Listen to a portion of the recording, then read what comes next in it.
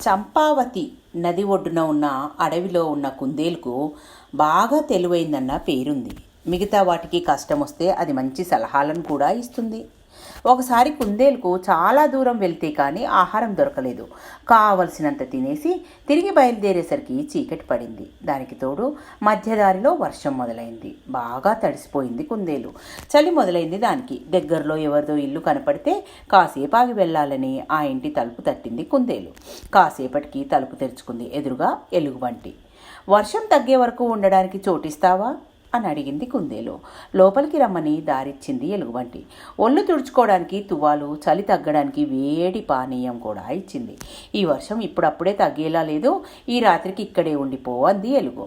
వాటికి పక్కనే పొయ్యి మండుతోంది. పొయ్యి వేడికి కుందేలుకు హాయ్ అనిపించింది. నాకు నిద్ర పట్టకపోతే నిన్నేదైనా అడుగుతాను, సరిగా చెప్తే పర్వాలేదు, తప్పైతే వీపు మీద కొడతాను అంది ఎలుగుబంటి. తెలివి నా సొత్తు, ఏదడిగినా చెప్పేస్తాలే అనుకున్న కుందేలు సరేలే అంది. ఇద్దరు పక్కపక్కనే నిద్రపోయారు. బాగా అలసిపోయి ఉందేమో కుందేలుకు ఇట్టే నిద్ర ముంచుకొచ్చేసింది. ఎలుగుబంటికేమో నిద్ర రాలేదు. కుందేల్ని కుదిపి నా ప్రశ్నలకు జవాబివ్వు అంది. అడుగు అంది నిద్రమత్తులోనే కుందేలు. వాకిలికి అడ్డంగా బిగించిన తలుపును చూపించి అదేమిటని అడిగింది ఎలుగు. ఇదొక ప్రశ్న అన్నట్టు చూసి తలుపు అంది కుందేలు. వెంటనే దాని వీపు మీద దెబ్బ వేసింది ఎలుగు. కాదు, రక్షణ అని చెప్పింది ఎలుగు.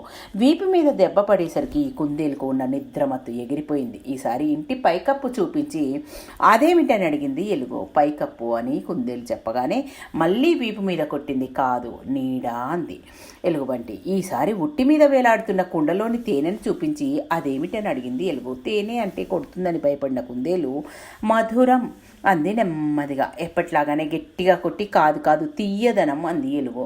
ఎలుగుబంటి తన వీపు మీద కొట్టడమే పనిగా పెట్టుకుందని గ్రహించింది కుందేలు. దీనికి బుద్ధి చెప్పాలని అనుకుంది.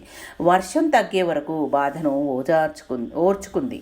కాసేపటి తర్వాత మూలనున్న కర్రను చూపించి అదేమిటని అడిగింది ఎలుగు. ఏది చెప్పినా వీపు పగలగొట్టడం ఆపవుగా అనుకుని నువ్వే చెప్పు, నాకు తెలీదు అంది ముక్తసరిగా కుందేలు. ఎలుగు గట్టిగా నవ్వి మీ కుందేళ్ళు తెలివైనవంటారు, అదంతా అబద్ధమా అంది ఎగతాలుగా. ఎలాగూ వీపు పగలగొట్టక మానవు, నేను చెప్పినా లాభం లేదు కదా అంది కుందేలు. కుందేలుకు తన సంగతి తెలిసిపోయిందని ఎలుగు కంగారు పడింది.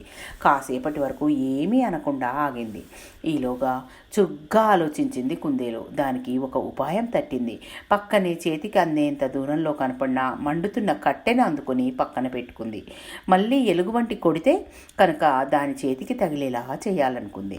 కాసేపటి తర్వాత ఎలుగుబంటి మునుపటి ఉత్సాహం తెచ్చుకొని జవాబు తెలీదా, అది కర్ర అని కుందేలు వీపు మీద కొట్టబోయింది. వెంటనే కుందేలు మండుతున్న కట్టెను అడ్డు పెట్టింది. అంతే. చచ్చాన్రోయ్ దేవుడా అని కేక పెట్టింది ఎలుగుబంటి. చేయి కాలిన బాధకు ఎలుగు గోల పెడుతుంటే నీకు తిక్క ఉంటే నాకు తెలివి ఉంది, నీ తిక్క నీ దగ్గరే ఉంచుకో, నా వీపు పగలగొట్టి నాకు తెలివి లేదని వెక్కిరిస్తావా? నా తెలివి కనపడిందా? బయట వర్షం తగ్గింది, వెళ్ళిపోతున్నా అనేసి బయటకు పరుగు తీసింది కుందేలు. తెలివైన వాళ్ళతో పెట్టుకోకూడదు అని కాలిన చెయ్యి మీద ఉఫ్ ఉఫ్ అని ఊదుకుంటూ అనుకుంది ఎలుగుబంటి. Thank you. మీ పద్మజ.